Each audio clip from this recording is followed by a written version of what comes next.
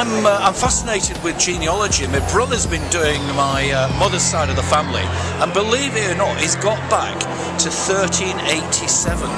Well, it's kind of overwhelming. We've already run out of leaflets halfway through the whole thing. So there are hundreds of people coming looking for information. There seems to be a great thirst for information about family history. But I'm surprised at how, the gentleman who just talked to is very well informed. He knows a lot about his family history. He's gone quite far back. A lot of people don't even know, for example, about the census records that we have online, 1901 and 1911, or don't know about the General Register Office, births, deaths and marriages, or don't know about parish records. So we're identifying a kind of gap in communications that we need to get this message out more to the general public in Ireland that they can track their family history. I'm going to be talking about what's happening with genealogy in the coming years, particularly what our company is doing, because we're involved in digitising in the region of 25 to 30 million records. So I'm going to be talking about what those records are, things like court records, the land of the state court, prison registers, the activities during the War of Independence, trying to flesh out the bones of somebody's family history so it's not just simply when people lived and died, what they actually did. Looking for a man called Solomon O'Boyle. Okay. It's quite early, it's in 1800. And back through my mother's family, back to Mayo, and through them what other people have done, research people have done on the internet. So I was able to find that and collaborate with them a bit, and now I'm here with Roots Ireland. Roots Ireland is a website that's bringing together the records of all the county-based genealogy centres on the island of Ireland. So we have 27 member centres who have made their data available online. We would have the earliest records of births, deaths and marriages in Ireland on our site. We have the majority of the Catholic parish registers for Ireland, which are the main source for people who want to trace their ancestry in Ireland. So great feedback, great interest. A lot of people have said they haven't even heard of Irish Roots magazine before, so we hope that the show will change all that. But we're definitely very inspired by all the interest, and the feedback has been very positive. Huge interest in the genealogy side of things here, and it's good stuff. We're getting a lot of stories about people getting back to the mid-1700s and all with their family trees. So, well, I think it's absolutely fantastic. The turnout has been brilliant. We've actually been run off our feet in terms of from the very first opening of the doors yesterday right through to 7 o'clock, and already the hits on our website have gone up enormously. Even over last night there have been people logging on, registering. Getting an email the odd time telling people, oh yeah, this is great, that's great. Talking to somebody now face to face, so it's a great event. Oh, it's great. Well, it's very busy so far, and they opened the doors at 12 o'clock and we've been going all that time. So a continuous number of inquiries in relation to tracing family history, just looking at newspapers, maybe how to apply for a reader's ticket. So a whole range of inquiries. It's been fantastic. Very good. There's lots and lots of people coming out. We're quite surprised. We've sold an awful lot of our booklets and hopefully get some new members as well, so we're really pleased with it. Who do you think the war has just revolutionised interest in genealogy? So this is why there's so many people. If you'd have done this 10 years ago, Irish people really wouldn't have been interested in genealogy. If you mentioned genealogy to them, there's no Americans. But now Irish people are now interested in genealogy, particularly as there's so many sources now online from which to actually gather information. So yes. Very good, very detailed. It covered a huge amount of information on genealogy and the progress that has been made, particularly online, and what is to come, which is even more exciting. Brian, extremely well done. Seems to be well received. How did it go for you? It's very good. I mean, it's great to see the numbers. We were packed. I mean, people are corridor beside it. I mean, it's just huge numbers. Yeah. I mean, these are as big numbers as you ever get in the biggest shows anywhere else in the world. Absolutely, a great event. We're very, very pleased. There's a number of callers to our stand. Our stand at the moment is very, very busy. Absolutely. We have a small base of members, but we are increasing our membership by the hour here. People are coming with their questions. People are taking membership forms, taking our monthly gazette, and are anxious to join our society. People come to me usually after they found some of their family on the census and they wonder what the next step is. So I can guide them through that research process, or I can help people research their family from scratch. Well, Glasnevin Trust manages 5 cemeteries across the city of Dublin.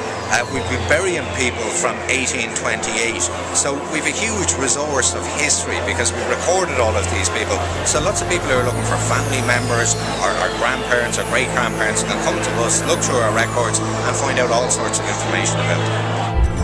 I love the event. The event was fantastic because it gives us an opportunity just to tell the people what we've been doing for years. It's just one of my personal passions, and the satisfaction that we give to people comes back to me because they express that satisfaction, and therefore it makes it a work of art and love, actually. Deborah from findmypast.co.uk, you've got a man here who's looking for William Richardson. And what detail has this been an ongoing search for you? Yeah, for years. Okay, yeah, and what are you up to? What info have you got? Well, this is what I've been after, his service records in, he was in the Royal Artillery. Royal Artillery. And you've got it here today. Yeah, this is the original image. This is a project that Find My Past has completed in conjunction with the UK National Archives. We've actually been to their archives in London. We've filled every single page of the records. And you can see we've got them on computer here. So this gentleman can actually see the image in colour. So this is bingo for you. It's a bingo. You've got there. Just won the lotto. Super. Okay, so what do you know now? I know when he started, his service number, the regiment he was in. I can find all sorts of records now, what medals he was, by that information now I can find what medals he was awarded and things like that. And on it shows, in this it shows where he served. I knew he served at Gibraltar, but I hadn't got the dates. But now I can get into different websites as well and search for the dates and all that. So this has been hugely important for you. So brilliant. So you've put this together today. Oh, yeah. Listen, thanks so much for your time, and you've enjoyed the event? Yeah, thanks. Thank you so much for sharing that with us. Thank you. It's day 2. Day 2. The event. Another good day. Another good day. Yeah, another day when we've met a lot of lovely people, and yes, it's been a successful event for us. Wanted to catch you at your stand, which is a very, very busy stand. It is indeed. It is indeed, and you've been slogging away there. You've got a great amount of interest around your stand. It has. It's been really interesting, and in fact, I think people have been giving up and going away because the queue. Have a round table discussion on Daniel O'Connell with some key speakers, and that's attracted a lot of interest. And it looks as if the genealogy aspect is held up, and that people are more and more interested in the subject. It's been very good for us. We've had a lot of people coming to see our stand and a lot of interest in what we do. At the moment, the ladies are just looking up a birth record, and Genes Reunited, we have about 650 million records, million names, in the site, and the ladies at the moment are just looking up a birth of one of their ancestors. He's an Irish soldier that was in the English Army. It's going very well.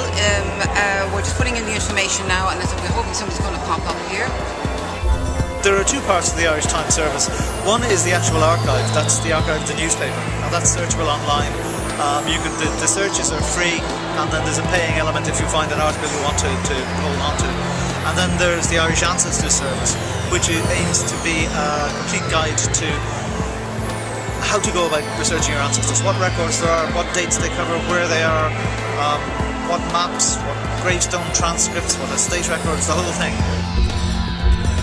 Well, I want to find out information about a lady called Isabel Serrage, who is my great-great-grandmother, and she's allegedly Spanish, and that's proving to be a difficulty because there's not any records about her. So I want to try and find information about how you find out about your exotic ancestor. Her 2 brothers, this lady's brothers, were in Belfast, and there's a stand down there about finding ancestors who lived in the north, so that's been useful. So I just thought, well, maybe coming to the show today, I could meet with other people on the stands. I've got a couple of names now in my bag, which are free. I can go on the website, I can find my family history. I've got to the 3rd generation, way down to my, say, great-great-grandfather, and they all came from Ballybuffet, County Donegal. And you were here yesterday, and you're back today. I'm back again today, yeah. There's a lot of information to be had. We would have some information ourselves, but any address we can get is always a help because you can look into it. You might come up blank. I might find something too. Absolutely. First of all, it's so exciting that there's going to be so much online that you don't need to drag yourself over to the archives or the National Library. I didn't realise how many records they were dating back that are now going to be available, where I could trace my family back through court records, prison records, land records that they mentioned. I just found it mind-blowing. I thought it was wonderful. It's great to have all the different exhibitors in the one place, because when you're searching for stuff, you can get a bit kind of lost in the jungle of paperwork and organisations and websites. So it's pretty good to have everyone in the one place at the one time. About the early 1800s, I think I found one person just the late 1700s. It's been very good. I've come here to see if I can find out any information to what I've been researching for 20 years. We're just looking for a relative of this gentleman here, buried in Glasnevin. I really came here to start and then trying to find out the family roots, and so far it has been absolutely fantastic, particularly the work of the lady in the census office. I think there was an hour-long presentation there, and she was really wonderful in terms of pointing us in the right direction. And all the details on what you can get on the census is really unreal. Yes, I went into the 1911 census in 1901, so I've got the basic family heritage. But the National Archives lady, she gave us a lot more information on it. Okay. What's your opinion of this event? Fantastic.